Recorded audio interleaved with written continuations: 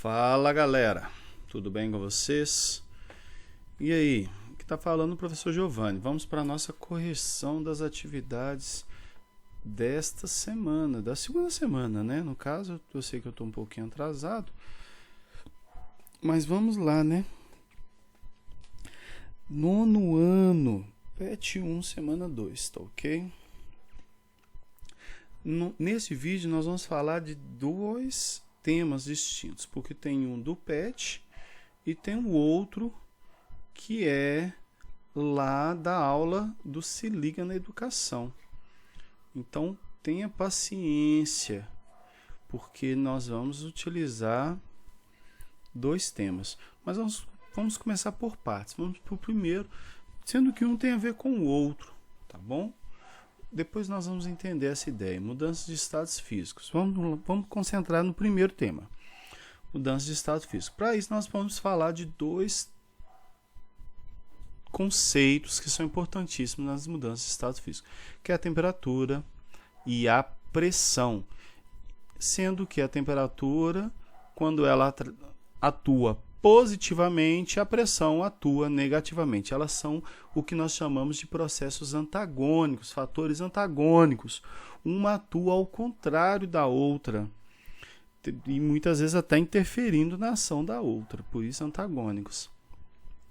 Para poder explicar essa relação das duas, vou utilizar esse esquema aqui que eu deixei no último slide da semana 1 lá para nós, para a gente lembrar o nome das mudanças de estado físico. De sólido para líquido, qual que é o nome da letra A aqui? Repete comigo, fusão. Não tem nada a ver com essa aí não, mas o nome é o mesmo, fusão. Não esqueça disso, vocês dão sorte que a gente não tem aula presencial, senão eu fazia a dancinha lá na sala para vocês nunca mais esquecerem da fusão. Logo depois a letra B, do líquido para gasoso, basta lembrar que a água se torna vapor, então vaporização, fácil de lembrar. Do gasoso para o líquido, basta lembrar do leite condensado, leite condenado, condensação. Do líquido para o sólido, basta lembrar que vai se tornar sólido, então é solidificação. Esses dois aqui, ó, é fácil de você lembrar, porque aqui se torna vapor, que se torna sólido. E esse aqui você lembra do fusão, e esse que lembra do leite condensado, você nunca mais vai esquecer dos 4 nomes. E aí nós temos por último a sublimação e ressublimação. Há autores que falam apenas sublimação, mas eu prefiro utilizar os dois nomes, porque senão o mesmo nome, né, vai ocupar a mesma linha, uma hora o trem bate, né? Então vamos utilizar duas linhas, sublimação daqui para lá e a ressublimação de lá para cá. Beleza? Professor, mas e a temperatura e a pressão que você não falou? Como é que elas atuam aí? Fácil demais, ó. Vamos entender. Temos dois sentidos possíveis, que é saindo do sólido para o líquido e para o gasoso. Nesse quesito aí, nós vamos ver como que a temperatura e a pressão atuam. A temperatura atua subindo. À medida que você sobe a temperatura, ela vai passando, né? A água, vamos pensar assim, a substância vai passando do sólido para o líquido, do líquido para o gasoso. E a pressão diminui, também passa para esses estados. Se nessa mudança aqui a pressão subir, a tendência é que a seta não consiga andar, porque tem uma força atuando contrária, tá bom? Basta lembrar que a temperatura, o calor nas moléculazinhas, ela se transforma em excitação, em movimento, em excitabilidade. Então, à medida que vai se movimentando, elas vão criando distância uma para as outras e vão passando para os outros estados. Lembra que a gente já falou sobre essa distância das moléculas. E a pressão, se ela é pressionada, é mais difícil mudar, tá ok? E temos o outro sentido. Vamos para o outro sentido para a gente poder fechar esse raciocínio. A temperatura e a pressão. Então, se a gente sabe que é o outro sentido, ambas vão estar ao contrário, né? A temperatura atua caindo, né? Você tem que colocar na geladeira para a água congelar. E a pressão atua subindo. Quanto maior a pressão, mais fácil transcorrer nesse sentido aqui, ó. E aí, inclusive, fica a fala que muitas vezes eles pegam gás para poder fazer líquido e utilizam tanto temperatura quanto pressão. Por exemplo, o hidrogênio líquido, o nitrogênio líquido são gases, né, que em condições ambientais eles são gases, mas eles pegam e fazem artificialmente com uma temperatura bem baixa, que às vezes não é o ponto de fusão deles, né? Não é o ponto de mudança desse estado aqui, né? Nesse ponto de fusão ou de solidificação, que é a mesma temperatura, né? Mas eles conseguem nem de vaporização, de ebulição, ponto de ebulição, que também é o mesmo da condensação. Ebulição é quando a água ferve, tá bom? Quando não é o mesmo estado, aí eles pegam e conseguem colocar e fazer ele ficar no estado líquido. E também há a possibilidade de pegar um líquido que às vezes não fica em estado sólido e fazê-lo rompendo, fingindo o estado de fusão aqui também, através da ação de uma alta pressão. Inclusive, é capaz de você ver lá no botijão da sua casa, o gás ele fica no estado líquido. Por quê? Porque ele tem alta pressão. Lembrando, ponto de fusão é do líquido para o sólido, tá ok? E o ponto de ebulição do gasoso para o líquido. E vice-versa. Pode ser de um lado para o outro também. Tá ok? Tranquilo? Qualquer dúvida me manda lá no WhatsApp.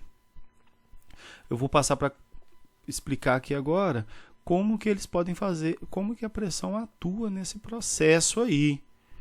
Então nós temos aqui, ó, a válvula, a panela de pressão. Esquece aquele outro slide que apareceu lá, que ele é remanescente de outra coisa. Eu tinha editado, mas não salvou aqui agora não. Mas tá bom, esquece dele. Lá do sexto ano, que lá eu utilizei isso aqui para poder explicar por que o núcleo da Terra é sólido. Mas vamos lá, panela de pressão, todo mundo tem em casa, a água está fervendo aqui, para ela ebulir, para ela estar em ebulição, qualquer temperatura, do ponto de ebulição da água, 100 graus Celsius. E aí ela ferveu, formou vapor aqui. O vapor sai todo? Não, sai só um pouquinho. Se sai só um pouquinho, acumula mais. Lembrando, no estado gasoso ocupa mais espaço que no líquido. Então, o que aumenta aqui dentro? Pressão. Se aumenta a pressão, essa água que está aqui, ela consegue atingir temperatura maior do que 100 graus sem entrar no estado gasoso. Ela chega às vezes até 150 graus, pode chegar até a mais. Então, a pressão aqui faz com que a água chegue a temperatura mais alta, mesmo estando no estado líquido, sendo que ela deveria ter mudado já no máximo em 100 graus. Tá ok? Inclusive, isso aqui é uma explicação. Quando a panela de pressão explode, a água que está aqui, ela muda toda de uma vez para o estado gasoso. Por quê, professor? Porque ela já tem a temperatura. Tira a pressão de uma vez, ela vai toda de uma vez. Isso é a explosão da panela de pressão, tá ok? Vamos lá. Atividade 1. Algumas pessoas usam bolinhas de naftalina no armário para afastar traças. Depois de algum tempo, essas bolinhas somem. Qual o estado físico que se encontram as bolinhas de naftalina antes de sumirem? E depois de sumirem, o que será que acontece com elas? Vamos lá. Primeiro detalhe. Você conhece naftalina? Conhece, né? Essa bolinha que parece Mentos. Não confunde não, tá, gente? Isso é tóxico. Não, pode até te matar. Para isso, nós precisamos entender esse gráficozinho aqui, ó. Esse gráfico aqui, nós estamos mostrando aqui o que nós conhecemos como ponto de fusão. E aqui estaria o ponto de ebulição, tá ok? Logo acima do líquido aqui, para poder passar para o gasoso lá. É o momento em que a temperatura permanece constante durante um tempo, enquanto todo o material muda de um estado para o outro. Tá ok? Todo mundo conseguiu entender essa ideia? Fácil, né? A água é mais ou menos esse aqui mesmo, ó. Vem do sólido, aí passa pela fusão, aí vai para o líquido e depois sobe, tem que subir mais para poder passar para o estado gasoso. Compostos como a naftalina, inclusive a cera da vela, a parafina, também tem uma coisa que é um detalhe que é interessante. Ela está no estado sólido, aí é o ponto de fusão, Aí o estado líquido, a temperatura é pouca. É pouca temperatura. É pouca diferença entre o ponto de fusão e o ponto de ebulição. Ou seja, raramente esses compostos vão ser encontrados no estado líquido na natureza, porque eles passam muito rápido. A parafina até que é mais, né, uma distância maior do que da naftalina, tanto que a gente vê a parafina lá na vela, né? Ela fica lá no estado líquido, mas não é tão distante assim não. Ela evapora com muita facilidade, tem que ficar esperto. Inclusive quem faz vela não pode esquentar muito lá não, que se esquentar perde parafina, né? Perde parafina. Então olha aqui, ó, estado a ponto de fusão é muito perto do de ebulição. No caso da parafina é bem perto mesmo, são poucos graus de diferença. E aí o que acontece? Esse composto aqui raramente vai ser encontrado no estado líquido na natureza, porque esses dois aqui estão dentro das condições naturais do ambiente. Então ela fica o tempo todo passando para o estado gasoso, ela não permanece no estado sólido com facilidade. Professor, então qual é a resposta? Então vamos lá para a resposta. O antes, fácil, né? Sólido, é a bolinha. E o depois, gasoso, sólido, professor? Eu vou explicar daqui a pouquinho. Qual que é o nome do processo? Sublimação e ressublimação. Por que ressublimação, professor? Justamente isso aqui, ó. Lá dentro do guarda-roupa, essa naftalina aqui, ela fica acumulada lá dentro do guarda-roupa. Professor, mas a bolinha some. Some, mas fica presa nas paredes do guarda-roupa, nas roupas, os cristais de naftalina. Tá? Os cristais vão ficando lá dentro na roupa. Por isso o povo antigo já sabe. Roupa guardada há muito tempo no guarda-roupa, tem que tirar, colocar no sol um tempo antes para depois usar, porque senão fica com cheiro de naftalina. Igual o povo que gosta das camisas aí, que guarda há muito tempo, aí na hora que você tira, tá com um cheirinho forte. Deixa lá no guarda-roupa que ela perde o cheiro, tá ok? Tranquilo, professor. Vamos para a próxima, atividade 2. Sabemos que o ouro é encontrado na natureza em forma de pedras ou grãos. A resposta já está dada. Se é pedra ou grão, qual o estado físico que é? Fácil demais, né? Sólido. Lembrando que o ouro ele é um pouco macio demais, por isso muitas vezes mistura-se outros metais nele para poder fazer joia. Senão não ficaria. Não existe ouro 100% em joia, porque ele é macio. Facilmente seria quebrado. Aí coloca-se um cobre, coloca estanho, coloca outros materiais para poder dar uma rigidez nesse ouro. Tá? Tranquilo? Atividade 3. Quando colocamos roupas molhadas no varal em dias quentes, percebemos que as roupas depois de um tempo ficam secas. Qual o estado físico que se encontra água nas roupas molhadas e nas roupas secas? Vou dar 1 minuto de silêncio aí para você pensar um pouquinho nessa pergunta. 1 minuto é muito tempo, né? Mas eu tenho certeza que você pensou o mesmo que muita gente pensou e me mandou no WhatsApp. Nas roupas molhadas, é no estado líquido. Agora, roupa seca tem água? Claro que não, né? Tem que saber elaborar a pergunta também. A gente manda para a galera do PET aí a necessidade de saber elaborar a pergunta. A pergunta deveria ser elaborada dessa forma. Qual o estado físico que se encontra água nas roupas molhadas e após as roupas secarem? E essa é a resposta que eles queriam, né? Gasoso. Qual mudança de estado físico que aconteceu aqui, gente? Qual foi? Vaporização. No caso, a evaporação é um tipo de vaporização. Nós vimos lá anterior, tem a ebulição. São 2 tipos de vaporização. Mas esse é assunto que depois nós vamos tratar. Então, estado gasoso após as roupas secarem. E no estado gasoso vai estar onde? Misturado ao ar, não está na roupa. Atividade 4. Ainda hoje é muito comum as pessoas utilizarem vasilhame de barro, moringas ou potes de cerâmica não esmaltada para conservar a água a uma temperatura menor do que a do ambiente. Por que isso acontece? Primeiro você tem que conhecer a moringa, né? Você conhece a moringa? Olha ela aí, ó. É aquele pote que parece um filtro, né? Só que não tem 2 camadas, é uma garrafa. Essa moringa ela é feita de barro. Já está visto aí pela foto, né? Como que isso aqui mantém a temperatura baixa? Se você já sabe, vai reafirmar. Se você não sabe, vai ficar sabendo agora. O barro sem esmalte, né? Porque se tiver o esmalte, não impede isso. O barro tem poros, buraquinhos, bem pequenininhos, mas muito pequeno. Tão pequeno que a água no estado líquido não passa. Só passa água, né, muito pouquinho, de molécula em molécula, vai de molécula em molécula. Aí ela se acumula aqui nessa parede. Como a parede está em contato com o ar está um pouco quente. E o que acontece? Essa molécula de água utiliza esse calor que está aqui para evaporar. E aí ela rouba o calor da parede do barro. É a mesma coisa que acontece na nossa transpiração, na nossa pele, né? Mesmo a água não passando toda no estado líquido aqui, passa de molécula em molécula, ela consegue roubar esse calor aqui e passar para o estado gasoso, tá? Não vaza um jatinho de água aqui, igual às vezes tem gente que vai ficar pensando assim, né?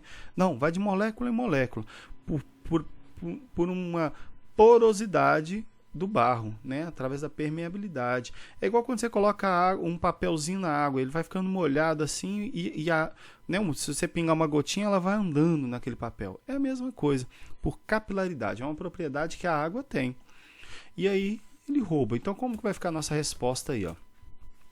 A resposta lá, o barro não esmaltado possui poros que permitem ao filtro perder a água na forma de vapor. Isto rouba o calor da água, faz com que a água fique fria e também da própria parede do barro, tá bom? É algo bem parecido com o nosso processo de transpiração. Tá aí sua resposta. Vamos lá, seguindo a atividade 5. Ao colocar a água bem gelada num copo de vidro, em pouco tempo este fica molhado por fora, devido à formação de minúsculas gotas de água. Para procurar explicar este fato, propuseram-se as duas hipóteses seguintes. Lá quem formatou esse material deu uma viajada bem grande, né? Que ele colocou espaço para responder a letra A e a letra B, sendo que a letra A e a letra B não são perguntas, né? Elas são as duas hipóteses, não tinha resposta não, tá? Letra A, se aparece água do lado de fora do copo, então o vidro não é totalmente impermeável à água. As moléculas de água atravessando lentamente as paredes do vidro vão formando minúsculas gotas, tá certo? Errado, totalmente errado. Pode já desconsiderar essa. E a letra B, se aparece água do lado de fora do copo, então deve haver vapor d'água no ar. O vapor d'água entrando em contato com as paredes frias do copo se condensa em minúsculas gotas. Tranquilo? Então essa vai ser a resposta certa. Mas vamos entender por quê e vamos para a justificativa. Aí vem a pergunta, só parece que tinha que ter espaço, né? Qual hipótese interpreta melhor os fatos? Como você justifica a escolha? Olha aqui, ó, erro crasso de português, ó. Qual a hipótese interpreta? Não existe essa frase. Qual a hipótese que interpreta melhor? Que interpreta melhor? Ou então, sem o a e sem o que. Aí, qual hipótese interpreta melhor os fatos? Por favor, né, gente? Vamos aprender português aí, ó. Aí tem um colega que brincou comigo. Substituto da Maria José. Não, nós estamos aqui para aprender português também. É a nossa língua. Vamos aprender a dominá-la. Como você justifica a escolha? Então, qual a letra? Já sabemos, né? Alternativa B. Ao entrar em contato com a superfície fria do copo, a água passa do estado gasoso para o líquido. É a única justificativa que eu encontrei, já que na frase da alternativa B já tinha justificativa, que é a condensação. Tá ok? Vamos lá. Atividade 6. Durante a noite, principalmente em noites frias, o vapor da água, o vapor, qual estado? Gasoso. Entra em contato com superfícies frias, como as folhas das árvores, as pétalas de flores, a lataria e os vidros de automóveis e outros. Então, ali, o vapor de água passa por uma mudança de estado físico, formando gotículas de água líquida, chamada de orvalho. Qual o nome dado a essa mudança de estado físico? Fácil, né, gente? Fácil demais. Passou do vapor, né, do gasoso para o estado líquido, condensação. Tranquilo? Fácil. Vamos seguir. E aí nós vamos para a aula da TV, transformações físicas e químicas. E a gente precisa diferenciar as duas transformações. A física é aquela que mantém a mesma substância. Quebrar um copo, rasgar um papel, queimar não, tá, gente? Rasgar um papel, mudança de estado físico também é a transformação. Por quê? Mantém a mesma substância. Muda o formato da substância, mas é a mesma substância. Muda a forma, o jeito, né? O tamanho, mas muda o estado físico, mas a substância é a mesma. Já a química muda a substância. Por exemplo, tacar fogo em alguma coisa, você não consegue fazer voltar. Tranquilo? Então vamos lá para a próxima. Vamos praticando. Essas atividades foram deixadas lá na aula. Eu acho legal que aparece já a resposta lá na aula e a professora tenta te fazer procurar a resposta, né? Já está em negrito, poxa vida. Tá igual aqueles desenhos animados daquela menininha que fica viajando. Oh, onde está o macaquinho? Lá, lá, lá. Ninguém não estou achando. Todo mundo está vendo o bicho lá. E aquela palhaçada danada. Mas vamos lá, vamos entender o que é isso aqui. Na natureza, os materiais passam por constantes mudanças, as quais podem ou não originar um outro material. Quando um novo material é formado, com características distintas do original, houve transformação química. Se não há alteração na composição do material, houve transformação física. Ocorre uma transformação física onde? Já sabemos a resposta. Na quebra do copo. Continua sendo vidro, né? Ou plástico, sou de plástico também, né? Agora, na queima de uma vela, até a cera continua a mesma. Mas o pavio queimou, acabou. No crescimento bolô. Bolô é o mofo do pão, tá ok? O pão deixa de ser pão, vai transformar em outra coisa, tanto que não dá nem para comer, né, gente? E o surgimento da ferrugem, que é o óxido de ferro, que é a oxidação lá do ferro. Lá a ferrugem lá que a gente conhece. Não volta a ser ferro, né? Então, letra A, na quebra de um copo. Tranquilo? Tranquilo, professor. Então, vamos lá. Na atividade 2, em qual dos elementos mencionados abaixo não ocorre transformação química? Então, nós vamos procurar a transformação física. Emissão de luz por vagalume. Você pode não saber, mas fique sabendo agora. É um processo químico. Fabricação de vinho a partir da uva. Se deixou de ser suco de uva, passou a ser vinho, tem álcool químico.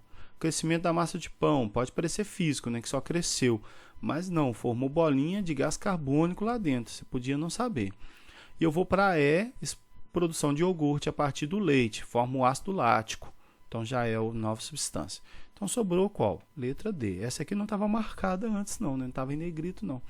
Essa ficou um pouquinho... E era um pouquinho mais difícil. Eu acho que quem editou lá os slides lá não sabia a resposta, então não colocou em negrito, né? Porque parece que não é o professor que faz os slides, porque os slides com letra muito pequena, que eu tive que ampliar aqui. Lá na TV a gente não consegue ler, mas aqui pelo menos está um pouquinho maior. Tanto que por isso perdeu um pouquinho a resolução, que eu dei uma ampliada no slide deles lá. Tá bom? E a explosão de uma panela de pressão. A gente já tinha visto lá atrás. Passou do estado líquido para o gasoso. Não estamos falando do cozimento. O cozimento do alimento é químico. A professora falou lá na aula. É outro processo. Mas nós não estamos falando dele. Estamos falando da explosão. Passou do líquido para o gasoso. Beleza? E a 3. Desde que a Terra se formou, a todo instante as substâncias nela presentes estão continuamente se transformando. Durante o dia, as plantas transformam a água e o gás carbônico em glicose e oxigênio, por meio da fotossíntese. Pela respiração, os seres vivos em geral convertem a glicose e o oxigênio em gás carbônico e água. Olha lá, tem os reagentes, né? Umas duas substâncias que formam outras duas substâncias. A gente já conhece essa reação que nós vimos no ano passado, né? Quando estudamos respiração. Mas, para a química, essas transformações são denominadas, já está marcado, professor, reações químicas, beleza? Então é isso aí mesmo. Vamos ficando por aí. E obrigado pela atenção. Você que ainda não enviou, envie, corre, que dá tempo, sempre dá tempo. Nós precisamos lançar essas atividades em um anexo onde comprova que vocês fizeram, tá ok? Então, conto com a ajuda de vocês. Mandem lá no WhatsApp qualquer dúvida e a foto da atividade feita para nós comprovarmos. Com Deus, até a próxima.